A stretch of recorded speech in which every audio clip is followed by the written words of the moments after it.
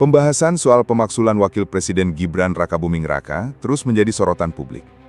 Isu yang awalnya mencuat dari suara masyarakat sipil kini mulai menggema di panggung politik nasional, termasuk di gedung DPR. Perdebatan pun semakin panas saat dua tokoh, politisi senior Irma Suryani dan pengamat politik Ray Rangkuti, terlibat dalam dialog terbuka membahas kelanjutan usulan tersebut. Isu pemakzulan ini pun berada di persimpangan. Lanjut dengan tekanan konstitusional atau mental karena kepentingan koalisi penguasa. Rakyat Indonesia kini menanti, akankah DPR memilih menjaga marwah demokrasi atau tunduk pada kompromi politik? Mari kita saksikan pembahasannya dalam acara debat sengit antara Irma Suryani Chaniago dengan Ray Rangkuti di Kompas Petang. Selamat menyaksikan. Baik. Terima kasih semua sudah bergabung dalam diskusi kali ini. Ibu, surat dari Purnawirawan ini kan udah keluar disampaikan itu sejak bulan lalu, di bulan Mei, ditujukan gak cuma ke DPR, tapi juga ke MPR. Sejauh ini, Bu, walaupun kami paham saat ini masih dalam masa reses, Parlemen ngerespon dari usulan pemakzulan ini gimana? Ya, menurut saya ada hal yang harus digarisbawahi. Sah-sah saja kalau ada yang mengatakan bahwa wakil presiden itu bisa dimakzulkan. Tentu bisa kalau syarat-syaratnya terpenuhi sebagaimana disampaikan Ketua Umum kami Bapak Surya Paloh.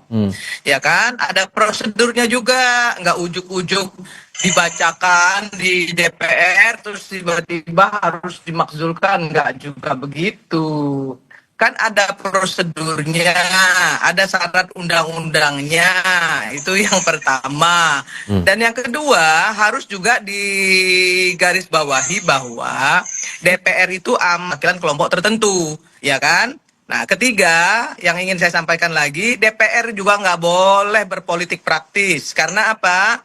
Karena banyak utang-utang DPR, ya, banyak juga permintaan rakyat banyak yang belum dipenuhi oleh DPR sendiri. Misalnya rancangan undang-undang PPRT. Rancangan undang-undang PPRT itu justru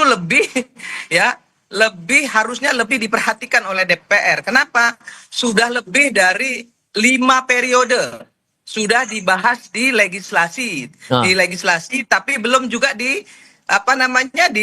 disahkan di paripurna. Nah, ngapain juga tiba-tiba ngurusin permintaan forum Purnawirawan yang cuma ditandatangani oleh 4 orang kan gitu. Sehingga Ini kalau ada yang bilang, sorry ya, saya potong, Bu. Sehingga kalau kemudian ada yang bilang DPR Oke, silakan, Bu. Sebentar, undang-undang PPRT ini adalah kebutuhan dari rakyat Indonesia yang bekerja di dalam dan luar negeri untuk mendapatkan perlindungan secara hukum, legal formal, ya. Nah, kedua, undang-undang perampasan aset itu jauh lebih penting untuk direspon oleh DPR, untuk kemudian dibacakan di paripurna, kan seperti itu. Bagi yang ingin mengatakan bahwa bisa saja secara sendiri-sendiri atau bersama-sama untuk melakukan impeachment kepada presiden dan wakil presiden, itu juga nggak ada masalah sepanjang undang-undang dan syaratnya terpenuhi. Sehingga kalau ada yang bilang DPR terkesan bungkam dalam isu ini, tepat atau enggak, Bu? Saya kira enggak juga. Karena apa? Menurut saya justru malah ya karena masih banyak yang lebih penting untuk untuk dijawab daripada soal-soal politik praktis seperti itu. Karena nanti juga jangan sampai DPR juga digugat oleh masyarakat. Kepentingan rakyat banyak tidak diperhatikan, justru kepentingan kelompok diperhatikan. Ini juga bahaya untuk DPR. Bung Rey, selain DPR juga kita tunggu sikapnya, Presiden juga kita tunggu pernyataannya secara eksplisit. Menurut Anda, kalau ada yang menilai bahwa dari Parlemen dan juga Presiden bungkam soal dorongan dari Forum Purnawirawan TNI ini, tepat atau enggak? Ya, mau bungkam, mau terbuka, itu adalah strategi politik kan. Nah, kalau misalnya sampai sekarang Presiden bungkam, justru itu yang memicu ya semangat dari para purnawirawan ini untuk membawa persoalan ini ke DPR. Karena mereka tidak melihat bahwa Presiden sejak awal menolak ya keinginan mereka untuk melakukan pemakzulan itu gitu. Nah, karena tidak ditolak ya, lalu tidak ada juga upaya kelihatan yang melindungi saudara Gibran, ya baik pernyataan maupun tingkah dan sebagainya gitu. Lalu Forum Purnawirawan ini menyampaikannya ke DPR. Memang sebagai mekanisme yang tepat gitu. Nah, kalau Presiden Prabowo sejak dari awal memberi sinyal yang kuat bahwa beliau dalam posisi misalnya ya tidak setuju keinginan untuk melakukan reshuffle itu, saya kira belum tentu surat itu sampai ke DPR gitu loh kira-kira. Dan uniknya setelah sampai ke DPR, surat itu juga diperlakukan ya sama. Biasanya nih kalau misalnya lah ya ada upaya untuk tidak menginginkan upaya pemakzulan itu, ya saya kira juga surat ini boleh jadi akan lama ya untuk dibacakan di forum paripurna. Bisa saja paripurna pertanggal 23 atau bahkan diundur sampai kemana, ke paripurna mana dan sebagainya. Nah, tetapi kenapa didiamkan? Ya, kalau kenapa tidak ada upaya yang secara tegas menyatakan menolak, misalnya dari Gerindra gitu ya, yang saat ini kita dengar menolak secara terbuka itu hanya dua ya, fraksi Nasdem dengan fraksi Golkar gitu. Ya, karena boleh jadi usulan pemakzulan ini akan dijadikan tabungan gitu loh. Tabungan apa nih? Jadi tidak tabungan politik. Jadi tidak di PTS-kan, ya, artinya nggak ditolak serta-merta gitu, tetapi juga mungkin nggak akan dilanjutkan dengan serta-merta. Oke. Jadi tergantung situasinya gitu. Istilah yang lain itu adalah kita ini kan salah satu tradisi politiknya itu adalah sandra menyandra gitu. Sehingga Nah, singkatnya, saya potong. Sehingga singkatnya kalau menurut Anda, Presiden perlu menyatakan sikap tidak soal ini? Karena kan sudah 2 kali forum ini menyatakan dorongan untuk pemakzulan Wapres. Yang gini loh, kalau bagi saya itu melihat respon Pak Prabowo itu bukan melihat setuju, gitu. Kalau beliau misalnya setuju itu dengan diam aja artinya beliau setuju, gitu loh kira-kira tuh. Tapi respon yang ditunggu itu beliau mengatakan menolak, gitu. Jadi dengan diamnya beliau sampai sekarang tidak memberi respon setuju atau menolak, ya kita artinya mengatakan diam-diam Presiden ya membiarkan kasus ini bergulir gitu loh kira-kira. Oke. Bu Irma, menurut Anda Presiden perlu bersikap tidak soal ini? Belum menyatakan sikap secara eksplisit tidak? Nggak perlu, karena itu bukan haknya Presiden, haknya DPR, MPR. Jadi untuk apa digubris? Ya, kalaupun itu digubris artinya Presiden juga membuka dirinya sendiri ke publik, ya kan, karena dia menyetujui Gibran mendampingi beliau ketika mau menjadi wakil presiden. Nah, ketika semua GR banyak GR yang dilakukan ke MK dan dikabulkan. Kenapa hanya soal Presiden Gibran saja yang kemudian banyak yang tunggang langgang? Menurut saya GR itu sah-sah saja, ya dikabulkan atau tidak dikabulkan, karena kan keputusan MK itu kan final dan mengikat. Kenapa harus ribut-ribut lagi? Gitu loh. Oke. Ya.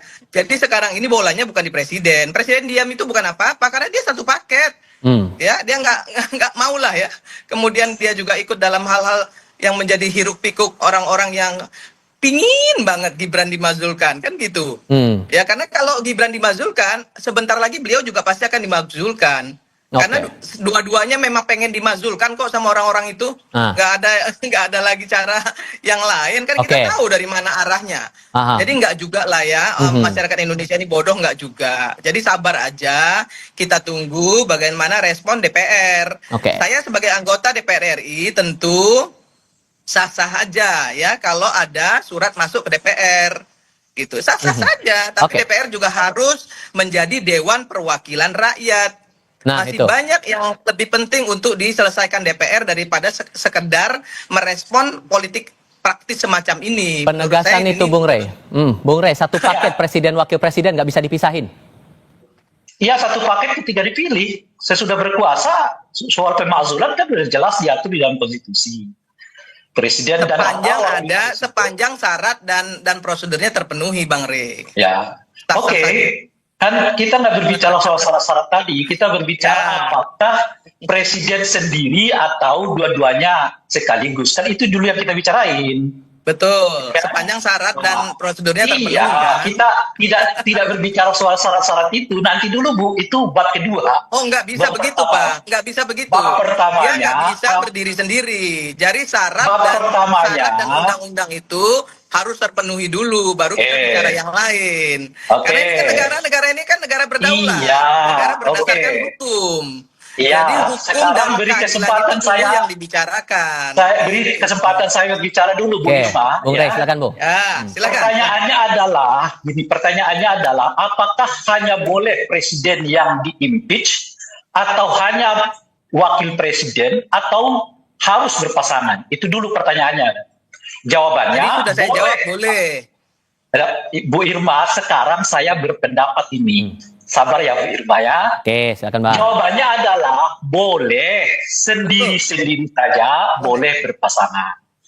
Apa yang membuat presiden dapat dimakzulkan? Apa yang membuat wakil presiden dapat dimakzulkan? Apa yang membuat kedua-duanya dapat dimakzulkan sekaligus? Barulah jawaban tadi itu jika ada yang sesuai dengan pelanggaran terhadap konstitusi.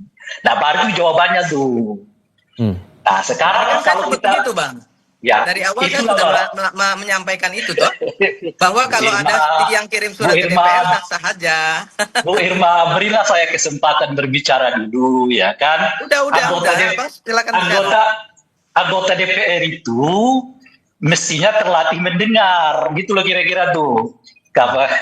Oke. Nah, jadi sekarang pertanyaannya adalah ada warga negara, ya entah banyak atau tidak itu hal lain yang menginginkan saudara Gibran itu dimasukkan, kan kira-kira gitu.